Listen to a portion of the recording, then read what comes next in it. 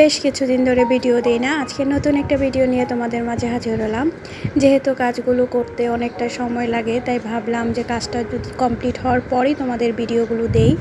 এখন আস্তে আস্তে হয়তো ভিডিওর কাজগুলো সম্পূর্ণ দেখাবো। আর এই যে দেখছো এই জামাটার কাজ, এই জামাটা আমি কিভাবে করেছি, এই ডিজাইনটা কিভাবে করেছি, সব বিস্তারিত তোমাদের সাথে আজকে ভিডিওতে শেয়ার করব।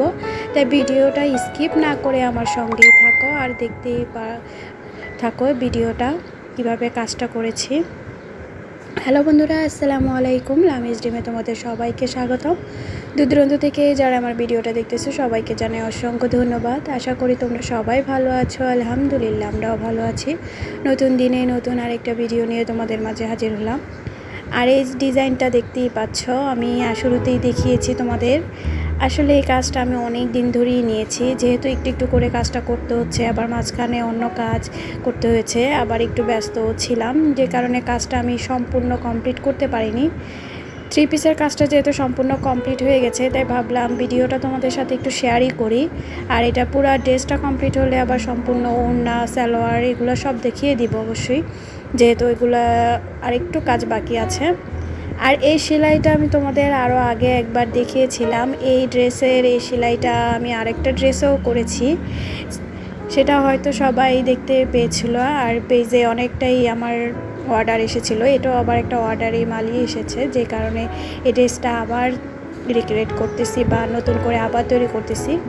আগেরটা গলাতে ওরকম একটু ডিজাইন ছিল না, এটা কাস্টমাইজ করা, বা গলার মধ্যে যেহেতু কলার নেই, তাই এই ডিজাইনটা আমি একটু অন্যভাবে করেছি গলার ডিজাইনটা।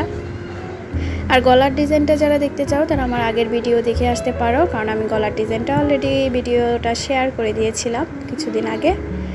আর এই সেলাইটা কিন্তু একটা ব্যাক স্টিচ ডাল সেলাই, কিন্তু ডাল সেলাই আমরা সচরাচর যেভাবে দেই এটা ঠিক সেইভাবে না দিয়ে একটু ব্যাক সামনের দিকে এগিয়ে গিয়ে তারপরে সেলাইটা দিতে হয়। এতে করে কি এই সেলাইটার ডিজাইনটাই অন্যরকম হয়। আর এভাবেই কিন্তু আমি সম্পূর্ণ পাতার ডিজাইনগুলো সুন্দরভাবে কমপ্লিট করে যাব।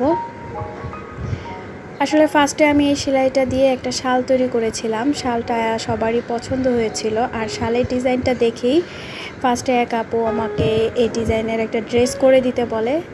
দেন ড্রেসটা করার পর অনেকেই অনেক পছন্দ করেছিল, অনেকগুলো অর্ডারও এসেছিলো। তারপর আর কি এখন আবার নতুন করে সেই কালো ড্রেসের মধ্যে অর্ডারটা এসেছে। আর কালো ড্রেসের মধ্যে কিন্তু পার্পল কালারের সুতা দিয়ে সেলাই করাটা বেশ সুন্দর। আমি অনেক দিন ধরেই ভিডিও দিই না, তোমরা লক্ষ্য করেছ। আসলে এখন আর নিয়মিত ভিডিও দেওয়া হচ্ছে না। এখন ভেবেছি যখন যে কাজটা কমপ্লিট হবে তারপরে তোমাদের সাথে ভিডিওগুলো শেয়ার করব। ধীরে ধীরে কেন জানি ইউটিউবে ভিডিও দিতে আর মন চায় না। একেবারে ছেড়ে দিয়েছি সেটাও নয়, আবার একেবারে যে ভিডিও রেগুলার দিচ্ছি তাও নয়, কেমন জানি হয়ে গেছে। যাই হোক, জানি না এটা কতদিন চলবে, আবার কখন রেগুলার ভিডিও তোমাদের সাথে শেয়ার করব। যারা আমার ভিডিওটা দেখা শুরু করেছো এখনও একটা লাইক দাও নাই, প্লিজ ছোট্ট একটা লাইক দিয়ে দিও। তোমাদের ছোট্ট একটা লাইক আমার ভিডিওটা সবার কাছে পৌঁছে দেবে। আর যারা আমার চ্যানেলে নতুন এসেছো প্লিজ আমার চ্যানেলটা সাবস্ক্রাইব করে আমার পাশে থেকে যেতে পারো। অল অপশনটা ক্লিক করে রেখো, যাতে পরবর্তীতে ভিডিও আপলোড করলে তোমাদের কাছে নোটিফিকেশান চলে যায়। আর এই ড্রেসটা যদি তোমাদের কারোর কাছে ভালো লেগে থাকে, অর্ডার করার জন্য আমার ডেসক্রিপশন বক্সে ফেসবুকের পেজের লিঙ্ক দেওয়া থাকবে, ওখানে গিয়ে নক দিতে পারো।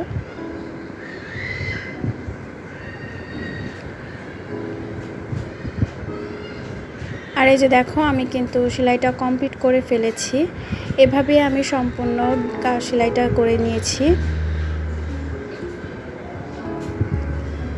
এখন আমি ভিতরে যে ডিজাইনগুলো মানে ভিতরে যে বর্ডারটা করাবো সেটাও কিন্তু সেম একই ডিজাইন দিয়ে একই সেলাই দিয়ে মানে বর্ডারটা করা হবে।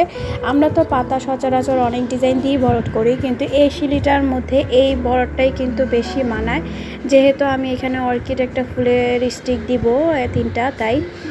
আর এই যে দেখতেই পাচ্ছ, আবার কিন্তু সেম প্রসেসে আমি এই বর্ডারটা করে যাব। আর এই বড়টা করার মধ্যে একটা নিয়ম আছে, তুমি যদি একাধারে এভাবেই বড়ট করে যাও তাহলে কিন্তু পাতার শেপটা সুন্দর দেখা যাবে না, মনে হবে কীরকম একটা জানি বড়ট করে রেখেছি। তাই বড়ট করার মধ্যেও কিন্তু একটা আর্ট আছে, সেটা দেখতে হলে ভিডিওটা স্কিপ না করে সঙ্গে থাকো আর দেখতে থাকো।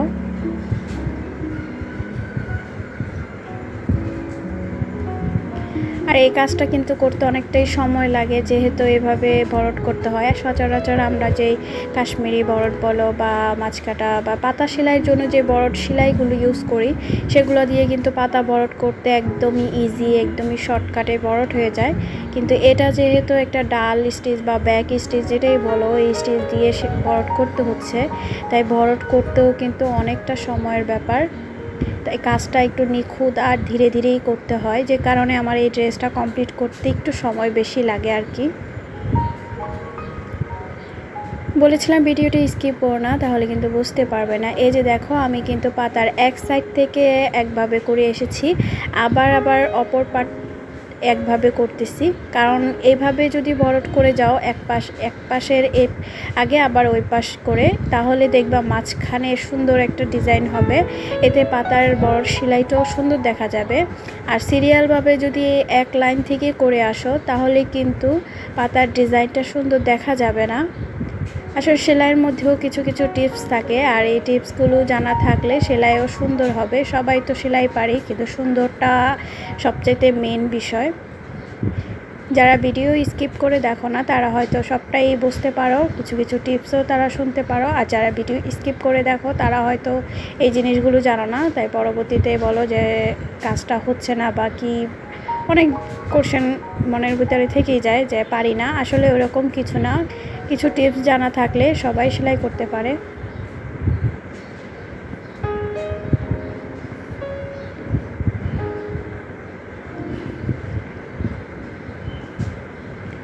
আর এই যে দেখো, এভাবেই কিন্তু আমি পাতাটা ভরট করে যাব।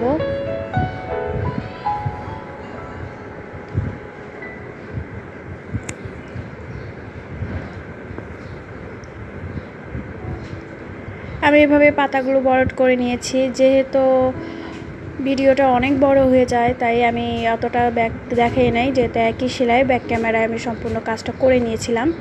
এখন আমি যে দেখো, যে অর্কিড ফুলের ডিজাইনগুলো দিয়েছি, সেটার জন্য আমার মেন যেটা প্রয়োজন, দেশলাইটের কাঠি বা স্টিক, যে কোনো একটা এরকম সাইজের স্টিক নিয়ে নেবে বা কটন বার, যে কোনো কিছু নিয়ে নিলেই হবে।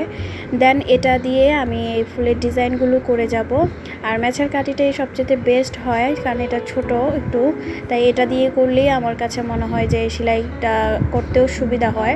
কারণ কটন বারটা একটু বড় থাকে, একটু ঝামেলা হয় আর কি। তারপরেও হাতের কাছে না পেলে ওইগুলোও তুমি দিয়ে করতে পারবে। আর কটন বারটা যেহেতু একটু চিকুন হয়, তাই সেলাইটাও ওরকম আমার কাছে মনে হয় সুন্দর লাগে না, কিন্তু বাকিটা তোমাদের ইচ্ছে। যেহেতু ম্যাচের কাঠি সবার বাসায় কম বেশি থাকবে বা দোকানেও অ্যাভেলেবেল পেয়ে যাবা, তাই এই সেলাইটা করতে হলে অবশ্যই এই কাঠিটা ইউজ করবা, তাহলে দেখবে সেলাইটা যতটা সুন্দর হচ্ছে ততটাই সহজ হয়ে যাচ্ছে। আর হ্যাঁ, এই সেলাইটা করার জন্য সুতাটা তোমরা সচরাচর 4 তার নিয়ে নিবা, যেহেতু সুতাটা একটু মোটা হবে। 4 তার নেওয়ার পর ডাবল প্লেট করে সেলাই করবা, যে তাহলে দেখবে ফুলটা আরও সুন্দর হচ্ছে। যদি একবারে একটা করে দিয়ে যাও, তাহলে কিন্তু দেখতে এত ভালো লাগবে না। তোমরা লক্ষ্য করলে দেখতেই পাচ্ছ, আমি ডাবল প্লেট করেই দিচ্ছি।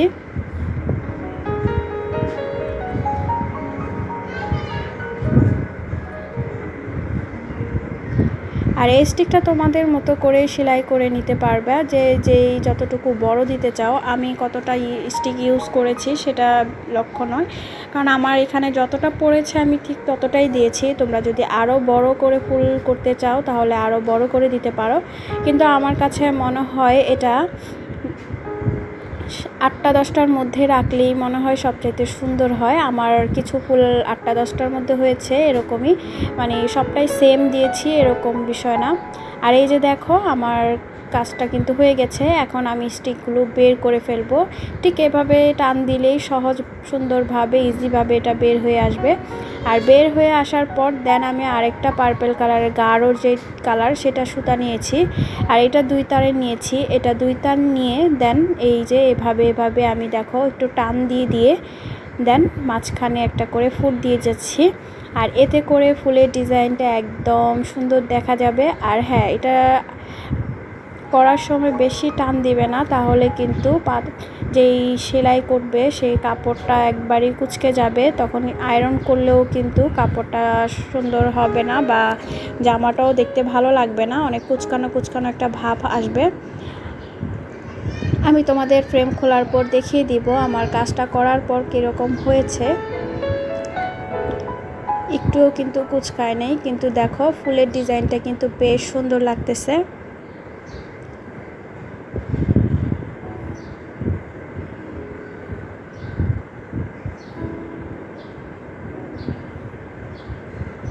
আর এই তো দেখো আমার কাজটা কিন্তু একদমই কমপ্লিট। কেমন হয়েছে অবশ্যই সবাই কমেন্ট করে জানিও। আর এই যে দেখো আমি ফ্রেম খুলে তোমাদের দেখাচ্ছি, আমারটা কিন্তু এত বেশি কুচকায়নি, এটা আয়রন করলেই চলে যাবে, দেখতেই পাচ্ছ।